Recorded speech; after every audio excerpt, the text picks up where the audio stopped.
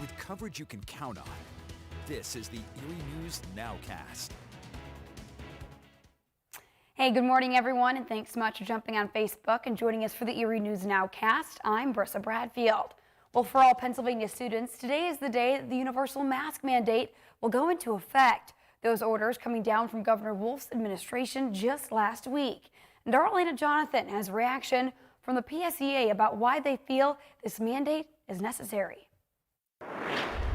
Every county in Pennsylvania at this point is either at a substantial or high rate of transmission. For the Pennsylvania State Education Association, they have agreed with Governor Tom Wolf's statewide mandate on masking in schools. This decision, the Assistant Communications Director for the PSEA explains, was made to keep kids inside the classroom. We've begun to see what's happening in other states.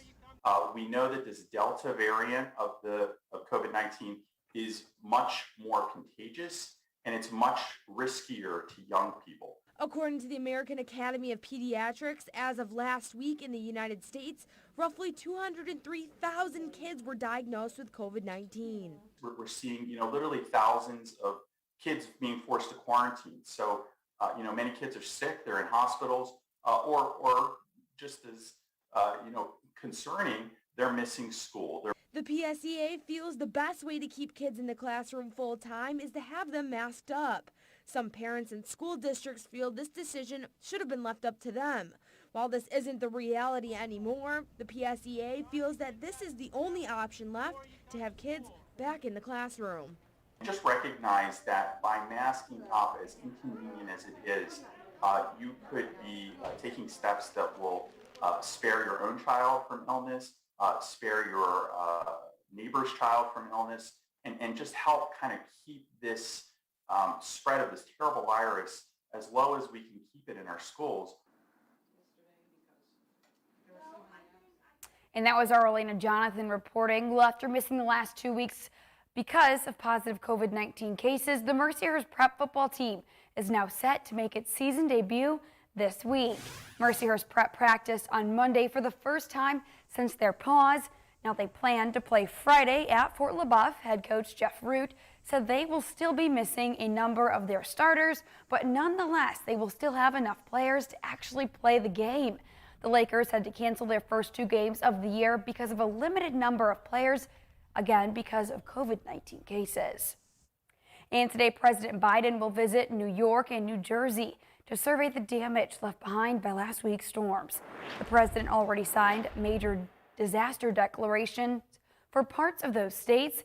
Biden approved federal disaster relief for 5 New York counties and 6 in New Jersey to help families and businesses repair and rebuild. The president's trip today comes a day after the head of FEMA also toured the destruction in the Northeast. Meantime, many still remain without power or even shelter in Louisiana as the water slowly starts to go down. And the pretrial hearings resume in the case of Khalid Sheikh Mohammed and 4 others who allegedly plotted the 9/11 attacks. This comes the week before the 20th anniversary of the hijacked plane crashes in New York, Washington, D.C., and Shanksville, Pennsylvania. The pretrial hearings were put on hold a year and a half ago, largely due to the pandemic and unresolved legal issues. Now, if convicted, the 5 suspects could get the death penalty. And meantime, the U.S. has reached another very grim milestone, according to data from Johns Hopkins University. More than 40 million people in the country have had COVID-19, and there's been more than 4 million cases reported in the last 4 weeks alone. This number represents officially reported positive test results. Many experts believe the real number of infections is much larger. According to the data, more than 649,000 Americans have died since the pandemic started. Meantime, public health officials are bracing for another possible COVID-19 surge after the long Labor Day weekend. Airports were busy, even though the CDC warned unvaccinated people to stay home. And it's a pretty sad sign that summer has come to an end. Waldemere and Waterworld is officially closed for the season. Management at Waldemere and Waterworld say they were thrilled to be able to have a full season, although they're sad to see it come to an end. They say it's a relief that they made it through, especially with COVID-19 cases on the rise again. People traveled from all over for a final day at the park on Monday, and although the season was a success, there was still some challenges like labor shortages.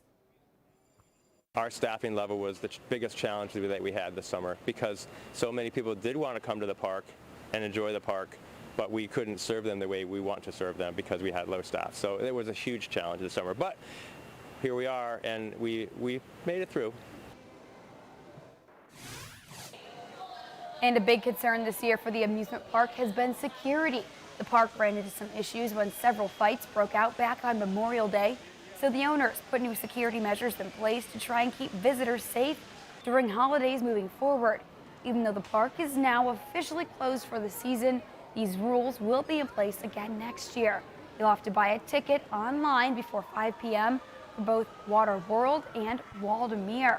On these holidays, when they close at 7 p.m., they will also up their security with metal detectors.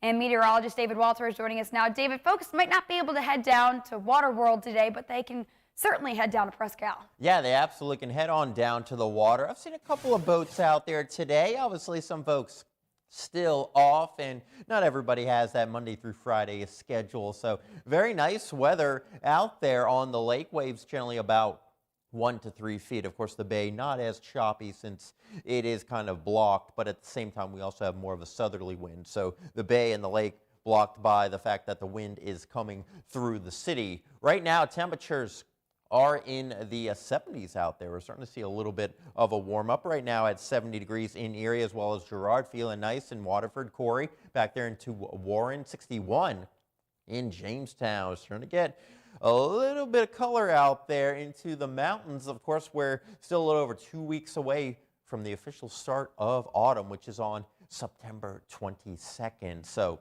fall-like weather has been in place, but this morning we start off fall-like. By the time we get into the afternoon, temperatures up there into the 80s, especially near the lakeshore. Will be a little bit warmer for the lakeshore, more sunshine overall. We are tracking storm system off to our north and west. You can see it's pushing on through the upper peninsula of Michigan into northern Michigan. It's not going to produce any sort of severe weather. This will actually kind of stabilize later on in the night and as we get into your Wednesday morning, but could still have some gusty winds, even a rumble of thunder, and we'll track this out with Futurecast today. Again, looking good. Humidity levels will remain down, so very comfortable, even with that southerly breeze. Feeling pretty good in the shade, especially by the end of the day. Really not looking at much of anything. If we see some showers on the overnight, we'll be likely closer to the lakeshore. Could have a few showers to start off the early morning hours, but we'll certainly have it as we continue over the next several hours. After 6, 7 o'clock, we'll be watching a front